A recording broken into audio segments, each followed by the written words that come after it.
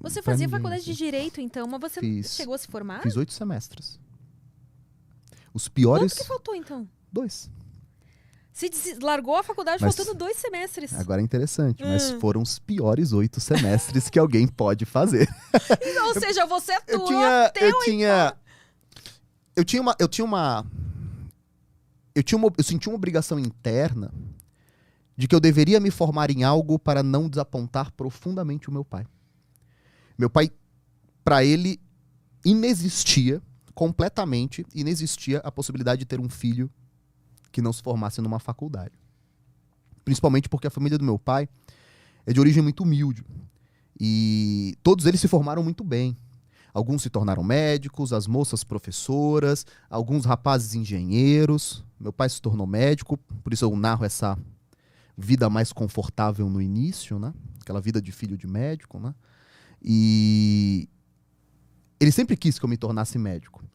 E na minha cabeça era impossível, era algo que eu não gostaria de dar para ele, que era esse desgosto de ter um filho não formado. Mas aí você vai crescendo, sua personalidade vai se desenvolvendo, você vai entendendo como a vida é. Eu tinha clientes, atendia clientes na faculdade, não tinha a menor vontade de continuar seguindo a fazer direito. Medicina não dava, porque se eu botar uma agulha aqui, eu já começo a desmaiar. Ah, é? E até que um dia eu cheguei no 8º semestre e eu percebi que eu tinha uma série enorme de DPs para fazer. Nunca tinha feito atividades complementares. Tava arrastando Então, com a barriga não então, eram, a faculdade. não eram 8 semestres que faltavam 2, era uma faculdade nova inteira por fazer. Ah, tá. E aí eu não conseguia enxergar mais sentido. E eu passei 2 ou 3 dias pensando comigo mesmo como eu contaria isso pro meu pai. Eu decidi não contar. É como o pisciano, Resolvido o é como o problema. pisciano resolve as coisas. Eu falei, ele não vai me perguntar, eu não vou falar. Durante muito tempo, eu nutria dúvida em relação a, será que meu pai não sabe que eu não me formei, mas ele não me perguntava também para não ter que ouvir a conversa? Rolava não fantasia ter na sua que cabeça, você ouvir. imaginava como é que ia ser, você contando, como é que ele reagiria. Não, porque meu pai é uma pessoa muito previsível. Então eu sabia exatamente como ele reagiria. Ele ficaria muito desapontado, mas não falaria nada. E eu sei que eu daria essa tristeza pra ele. Eu não tinha medo da reação, até porque meu pai é um cara muito quietão, muito pacato. Eu só não queria que essa notícia chegasse.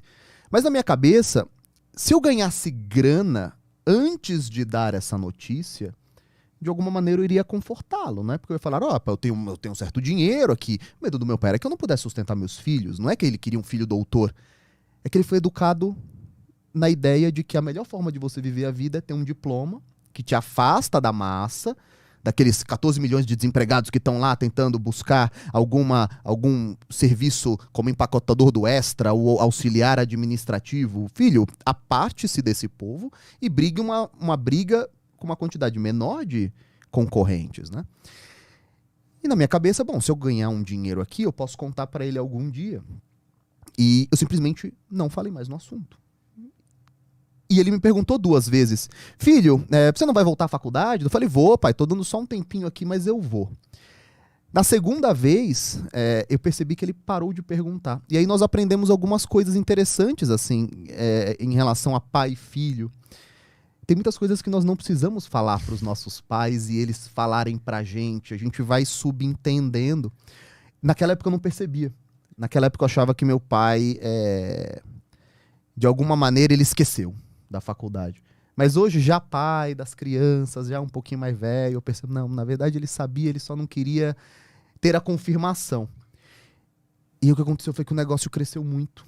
E a internet começou a explodir. Conforme a internet explodia, o número de clientes explodia. Em 2016, aí eu já tinha feito um monte de projetos, trabalhei para empresas contratado, né?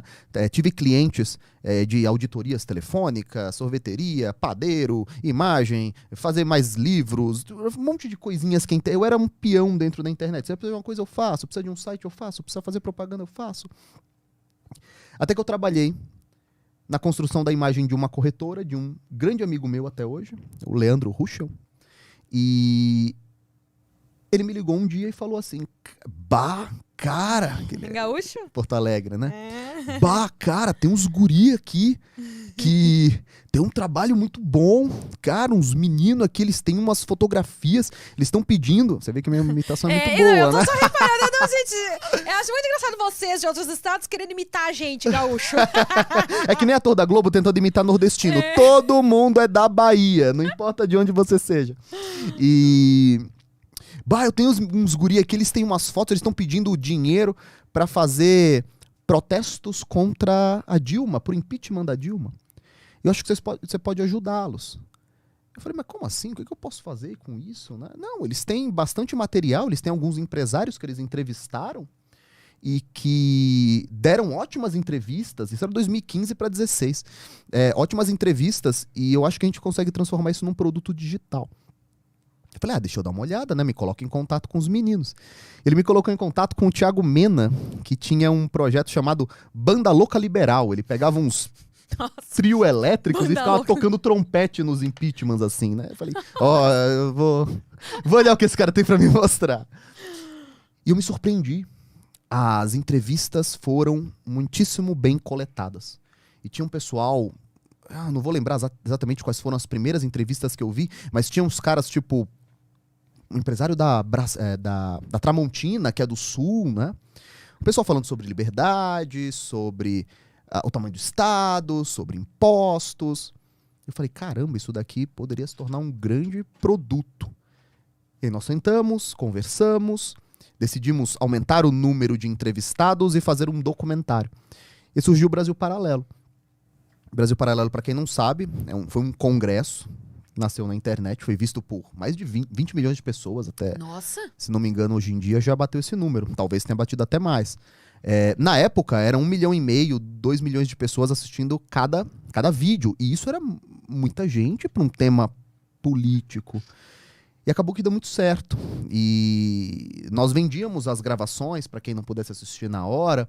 Foi um produto que faturou aí bastante dinheiro.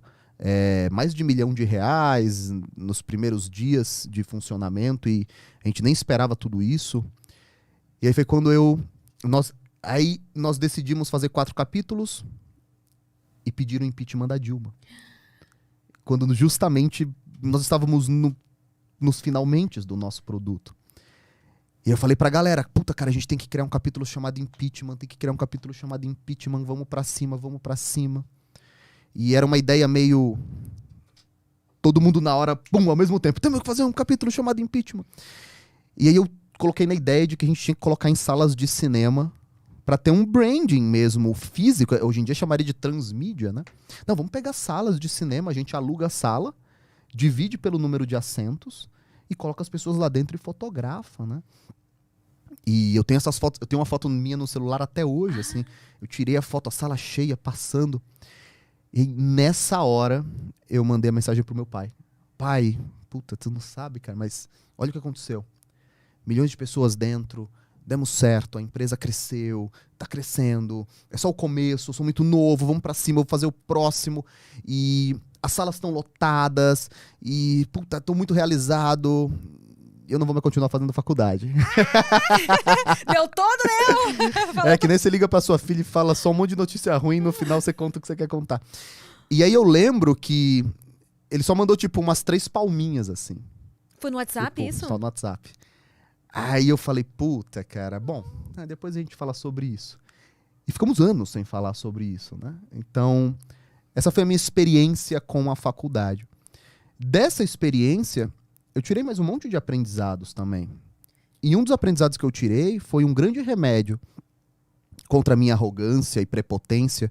Eu tenho muitos defeitos. E é uma característica que eu gosto de tornar meus defeitos todos públicos. Assim, eu gosto de falar muito sobre eles. Eu sempre tive uma posição muito arrogante de por que algum idiota faz uma faculdade até o fim, obrigado. Mas eu percebi que, novamente, não é uma decisão racional. Às vezes você é a primeira pessoa da sua família que terá um diploma. Às vezes você tem a expectativa daquele pai ou daquela mãe que você faça. E eu, que achava tão senhor de mim, eu percebi que eu arrastei essa situação por muito tempo. Mais um incentivo para que eu olhasse as coisas sob um ponto de vista diferente, considerando as relações familiares, considerando as expectativas das pessoas sobre você. Aí quando o Brasil Paralelo aconteceu, aí de repente todas as portas abriram, né?